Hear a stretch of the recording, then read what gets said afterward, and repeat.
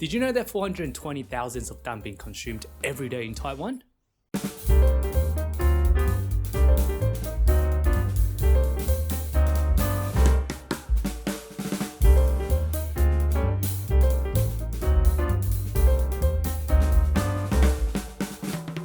Hey guys, how's it going? Welcome back to Samsung Kitchen, where I bring to you budget-friendly recipes with sustainability in mind. Just to clarify, the fact that I threw at the start of the video is totally made up, but that is what we're going to be talking about today. We're going to be talking about and cooking蛋饼, which is Taiwanese egg crepe. If it's not number one, it will be the top 3 items in the breakfast scene. I have a thought about why we have this thing called蛋饼. Taiwan is not a very fertile country that we don't have a lot of resources. We just have to make up substances in our meals, but not to skip the critical nutrition. So we got egg as a protein, we got the crepe as the carb kind of element. We also got additional toppings in the middle. Super common combinations are bacon, cheese, corn, or I'll throw an example of the menu up here and hopefully I can find some translation for it as well. Anyway, that is what we're going to be cooking today. These things are actually readily purchasable. They'll come in frozen, and of course with that, they will come in plastic packages and stuff. But if we can make this at home, all these unnecessary waste can be avoided. That is a lot of words, but before we get into the recipe, today's video is sponsored by absolutely no one. So yeah, that's right. Look at the subscriber count. This is tiny channel and I'm trying my hardest to deliver the values that I believe in. So every single thing that you can do to help out this channel, whether it's liking the video, sharing with your friends if you find it useful, or subscribe to the channel if you want to see more of my budget and environmental friendly recipes. Alright, that is enough from me and let's get cooking. To start off, we're going to need some good old plain flour and water to form our crepe batter. Optionally, if you got some potato, corn, or tapioca starch hanging around, you can also substitute a portion of the flour with it to make the crepe chewier. Obviously, we can't make egg crepes without eggs. In terms of toppings, I'm keeping it very simple with some common items I have in the fridge. Some frozen corn because it's cold! And some tasty cheese. I've been loving the Aldi tasty cheese lately. It packs so much more flavor compared to the ones from Woolies or Coles. Leave a comment down below if you disagree, I will fight you. Last but not the least, some neutral oil to go into the batter and for cooking as well. To get the prep going, in the true Samsung Kitchen fashion, we're working with the scale. I'm making 2 portions today. Per portion we want 40 grams of flour, or 30 flour and 10 starch if you got some. Into the bowl we want to throw in 60 grams of flour. Clean that up and take 2. 60 grams of flour and then 20 grams of starch, or just 80 grams of flour will do the job as well. A pinch of salt to season the batter, that is like a couple of grams.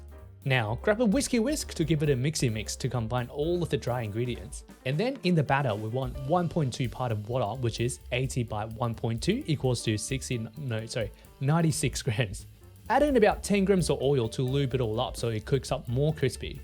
Once that's all done, we whisk it all together. Nothing too complex here, just combine it all until there is no more lumps. There's lumps, I know you want a slump a bone. Now, this step is optional, but it is pretty classic to have a wee bit of spring onion in egg crepes. So these spring onions that grew from otherwise discarded roots are perfect for this purpose.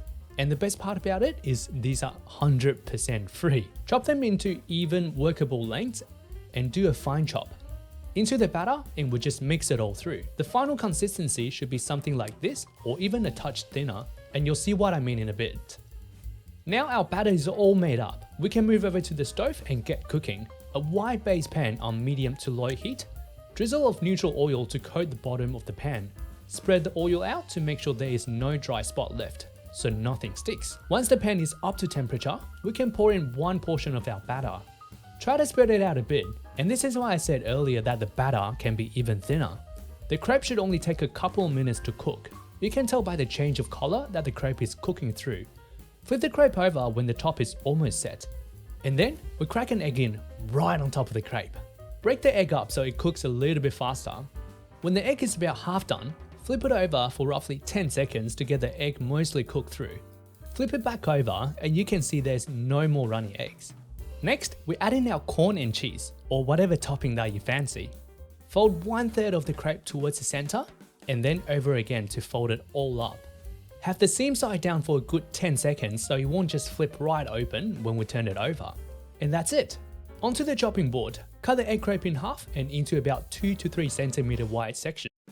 Plate up. I was trying to be fancy and try to drizzle some hot sauce. Turned out to be a total failure, but here you go for some shits and giggles. The cost breakdown is as below. For one portion of egg crepe, 40 grams of flour at $1.10 a kilo equals to 4.4 cents. One egg at $4.20 a dozen equals to 35 cents.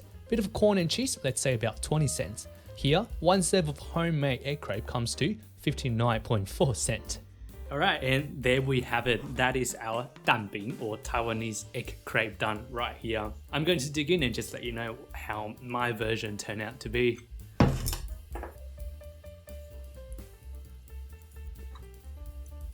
These crepes are actually available frozen in almost every single Asian supermarkets, but the frozen ones are all super thin and you just don't get that chew and thickness compared to what we can achieve here, making fresh. And honestly, this recipe will take you 5 minutes flat to whip up in the morning. I just don't see the point in buying them frozen.